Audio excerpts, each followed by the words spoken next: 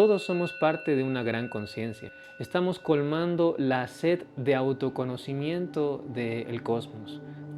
Para esta conciencia todo abarcante, todo es posible. Toda la realidad y todas las realidades concebibles son posibles. Es necesario para que esta conciencia se colme a sí misma y se vuelva total autoconciencia, que todos los potenciales sean experimentados.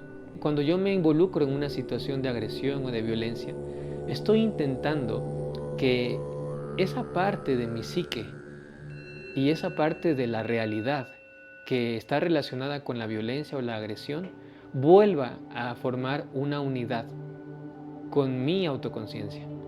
Pero cuando olvidamos esto, el amor sigue actuando, pero de manera confusa, de manera velada, distorsionada, tergiversada por las élites y sus estrategias de propaganda.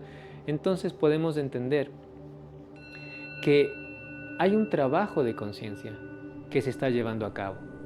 ¿Cuál es nuestro papel en este trabajo de conciencia?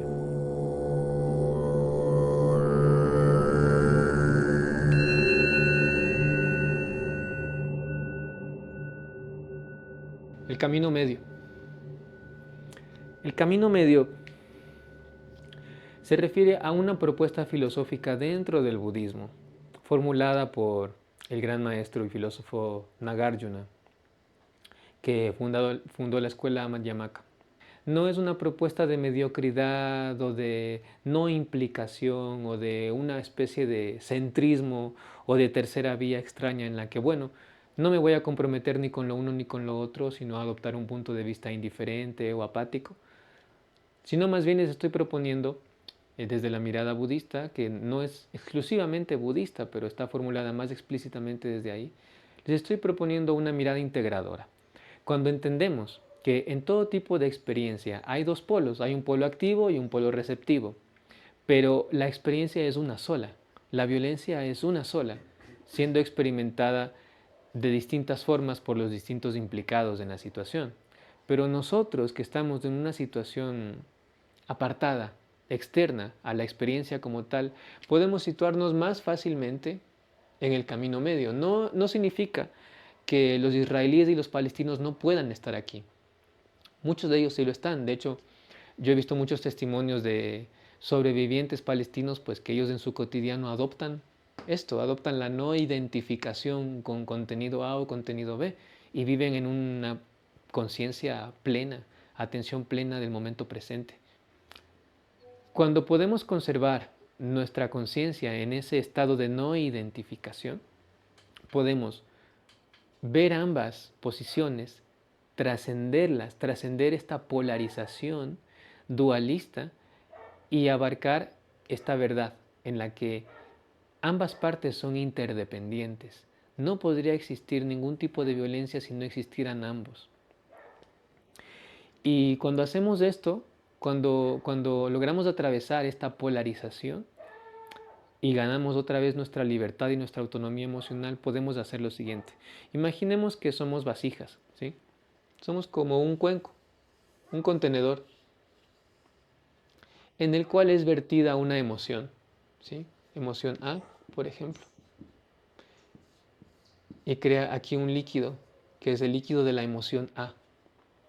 Puede ser emoción B, emoción C, emoción D, etc. Imaginemos que la emoción A es el miedo, que es lo que ocurrió con el pueblo judío. Entonces tenemos un pueblo que como vasija ha sido constantemente llenado por esta emoción del miedo, que es una emoción muy corrosiva. Cuando nosotros logramos cultivar esta actitud de desidentificación y de ecuanimidad frente a nuestras propias emociones y por ende frente a las situaciones que estamos viviendo, es como si esta vasija tuviese suficiente poder para soportar este contenido tan difícil de llevar dentro, y a través de las decisiones que tomamos, esta vasija puede convertirse en una obra de arte, ¿sí? En un cuadro, en una pintura, en una canción, puede convertirse en un sistema de pensamiento, ¿sí? Estamos hablando de la transmutación emocional, de la alquimia emocional, de convertir lo que la vida nos da como una situación A con su emoción A en algo que nosotros decidimos qué va a ser a través de nuestras elecciones de vida. Pero si somos débiles en el sentido de que tenemos una pobre autogestión emocional, es como si esta vasija se rompiera, se resquebrajara y diera lugar a un montón de fragmentos y este líquido emocional de la emoción A simplemente se dispersara por todo el universo, causando caos, causando conflicto. Porque nuevamente, si esta emoción es vertida dentro de nosotros, dentro de nuestra conciencia como el contenedor de la experiencia, es porque hay una parte de nosotros que está intentando reintegrarse a la totalidad cósmica a través de la experiencia de esa situación particular y de esas emociones y de esas vivencias particulares. Es decir, de alguna manera, ese es nuestro camino de reintegración con el todo. Una enfermedad, una catástrofe, una guerra, no porque lo elijamos de manera consciente, sino porque nuestra trayectoria kármica y nuestra sed de autoconciencia nos lleva en esa dirección. Lo que les quiero decir con esto es que esta vasija en el caso del pueblo judío se rompió porque no logró soportar el poder corrosivo, el poder angustiante, desesperante, desestabilizante de esta emoción que era el miedo absoluto de haber atravesado por un holocausto y por una persecución continental a lo largo de toda Europa durante muchos años. Fue una experiencia que sobrepasó la capacidad de muchos judíos para no identificarse con ella y para poder así transmutar la voluntad en lo que ellos deseen. Muchísimos judíos pudieron hacer esto, pero pues bueno, todos aquellos que construyeron el proyecto y la ideología sionista no pudieron, se dejaron tomar por el miedo absoluto y dio lugar esto como respuesta al odio absoluto. ¿Sí? Esta es la razón de que el sionismo sea básicamente el fascismo del siglo XXI. Es lo mismo. Los alemanes de Alemania nazi fueron un pueblo que no lograron soportar en este nivel de autogestión y de autocontrol emocional la experiencia que estaban teniendo. Fueron tomados, fueron poseídos por la experiencia. Y asimismo, el pueblo israelí actual está siendo poseído, está siendo tomado por el odio, por la emoción arquetipal del odio como respuesta absoluta al miedo absoluto. ¿Y por qué les traigo este análisis? No es para justificar las acciones del Estado de Israel, ni para relativizar cuán perverso es lo que está pasando y cuán necesario sea detenerlo, sino porque lo que menos queremos es que en 100 años el pueblo palestino se convierta en el Israel de hoy en día, como Israel se convirtió en Alemania nazi de hace 100 años. Ese es el punto. Es un bucle de karma, ¿sí? Es un egregor, ¿sí? Una energía es un fantasma en la conciencia colectiva que se apodera de los pueblos. Y esto ocurre porque los pueblos no logran gestionar apropiadamente estas experiencias históricas que están teniendo.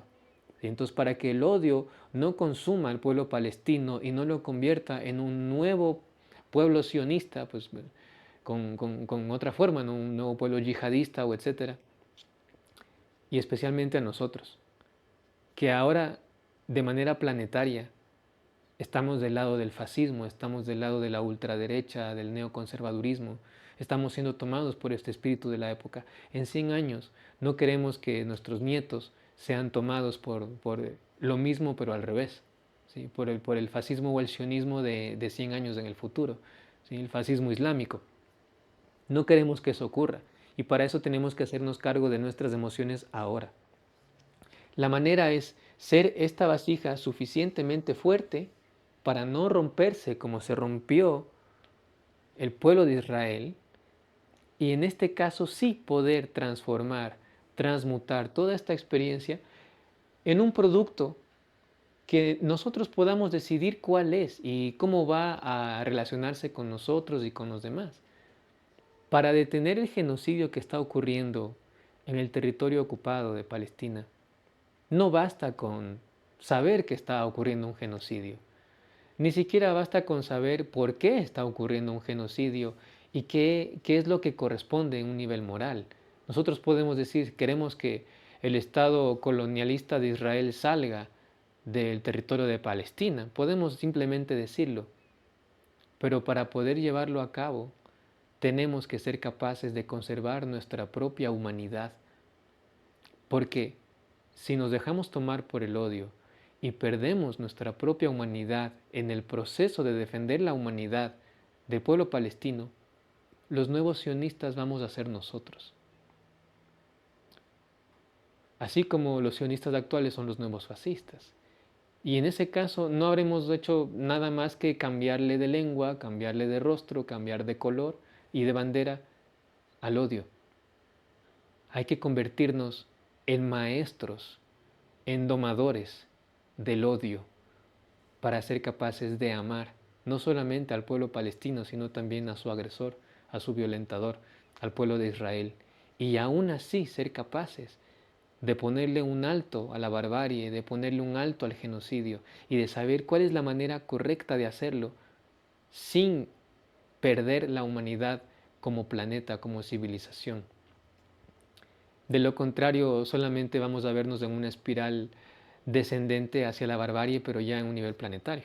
¿Sí? Ya no estamos hablando de Alemania nazi o de Israel, sino de todos nosotros, convertidos en siervos del odio. Para poder salir de este bucle de odio, de agresión, de violencia y de barbarie sin límites, de guerras, de genocidios, es necesario entender por qué para empezar empezamos a tener esta experiencia. No solamente desde la perspectiva del pueblo palestino o del pueblo israelí, sino nosotros como especie, como género humano, como planeta. ¿Por qué estamos en esta experiencia?